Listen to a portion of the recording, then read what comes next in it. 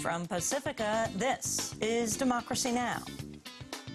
We want to work on a plan to get food and medicine and water to Haiti, to get debt relief in Haiti, and with our partners to grow out of this critical situation. We can help rebuild Europe and now tear down and rebuild Iraq. We can do it in Haiti, in our own hemisphere, our neighbor. Haiti is facing a humanitarian crisis as the price of food soars. We'll speak with the Reverend Jesse Jackson. He's just returned from Port-au-Prince. But first, a May Day special.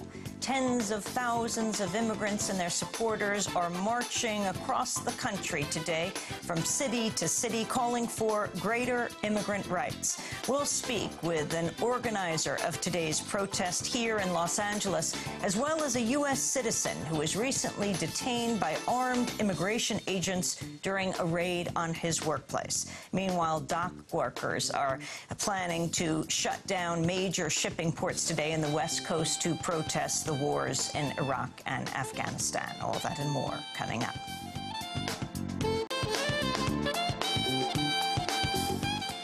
Welcome to Democracy Now!, democracynow.org, the War and Peace Report. I'm Amy Goodman. We're broadcasting from Los Angeles, California. The ongoing U.S. assault on the Sadr city area of Baghdad continues to claim civilian lives. At least 8 people, including 2 children, were killed in overnight clashes between U.S. troops and Shia fighters. The deaths come one day after local hospitals reported at least 50 dead and dozens more wounded from U.S. attacks. On Wednesday, funerals were held for some of the victims. A Sadr city resident said the Iraqi government is unable to stand up to the U.S. occupation. Isn't their conscience shaken for this city, which has been under siege for more than a month? What have they done? What have they committed? Are they afraid for their chairs, and that's why they're not calling for justice? But we tell them, and damn their government. Hundreds of Iraqis have died in the more than month-long crackdown on fighters loyal to the Shia cleric Muqtada al-Sadr. Meanwhile, U.S. casualties have also reached their highest point in 7 months. At least 6 U.S. troops were killed in the past 2 days, bringing the total in April to 48, the highest one-month toll since September. Today is the 5th anniversary of President Bush's speech declaring a U.S. victory in Iraq. On May 1st, 2003, Bush stood on the deck of the USS Abraham Lincoln under a banner that read, "Mission accomplished." Major combat operations in Iraq have ended. In the Battle of Iraq, the United States and our allies have prevailed.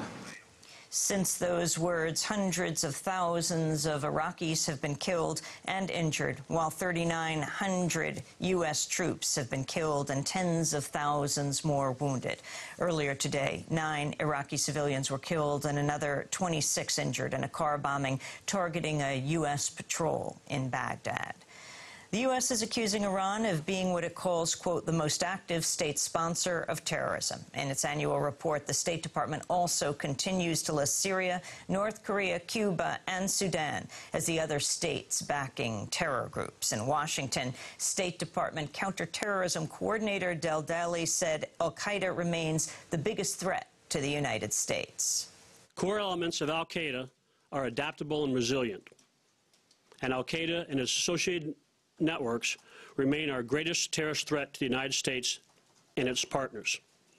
By making use of local cells terrorism, terrorists have been able to sidestep many of our border and transportation security measures.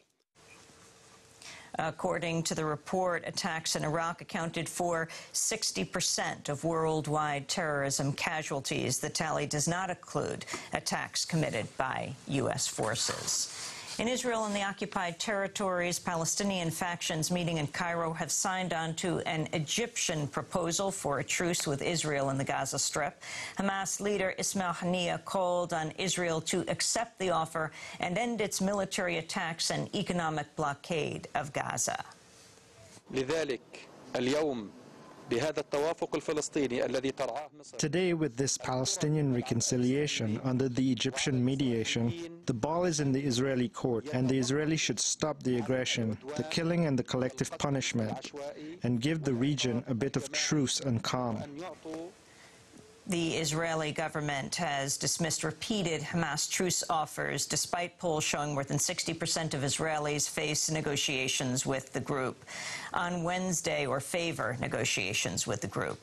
On Wednesday, one Palestinian was killed, 3 others wounded in an Israeli attack on the southern town of Rafah.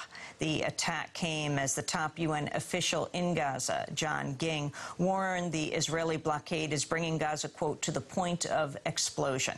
The UN was forced to suspend aid deliveries in Gaza for the first time last week because of lack of fuel. In Somalia, the U.S. military is claiming to have killed 10 Islamist militants in an overnight strike.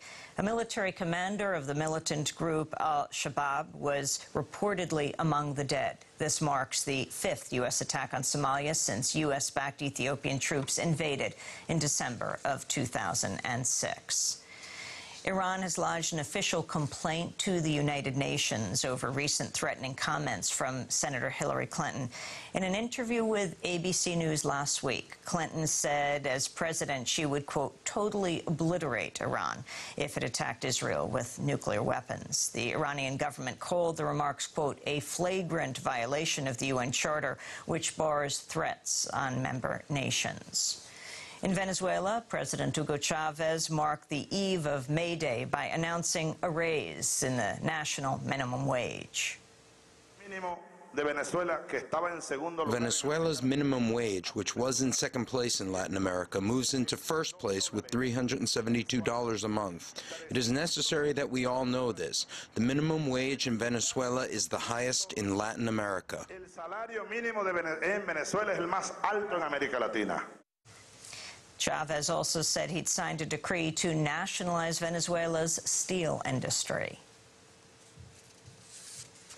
The global protests against rising food prices spread to Peru Wednesday, where more than 2,000 women demonstrated in the capital, Lima. Women from soup kitchens and aid groups and low-income families carried signs and beat on empty pots in a demonstration in front of the Peruvian Congress. The rise in food prices has been linked to several factors, including bad weather, the higher price of oil, and the diversion of crops to produce biofuels for cars. The growing unrest over food security comes as major agricultural companies are posting record profits. This week, the grain processing giant Archer Daniels Midland announced a 42% rise in third-quarter profits. Revenues from the distribution of grains, including wheat and corn, were up 700%. According to the Wall Street Journal, other major firms, including Monsanto, Deere, and Mosaic, have all reported similar windfalls. The embattled head of the General Services Administration has resigned following a lengthy controversy over her time in office.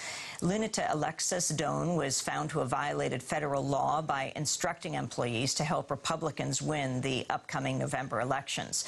Doan is said to have asked employees how they could, quote, help our candidates. The U.S. Office of Special Counsel ruled Doan violated the Hatch Act, which bars top officials from using their positions for political motives. Doan has also been under scrutiny for awarding a no-bid contract to a firm run by a close friend last year. Doan says the White House asked her to step down this week. In North Carolina, voter suppression is being feared over a new round of automated phone calls targeting black households. The unidentified robocall features an African-American voice falsely telling voters they must first send in a registration packet before they're allowed to vote. Hello, this is Lamont Williams. In the next few days, you will receive a voter registration packet in the mail. All you need to do is fill it out, sign it, date, and return your application. Then you will be able to vote and make your voice heard. Please return your registration form when it arrives. Thank you.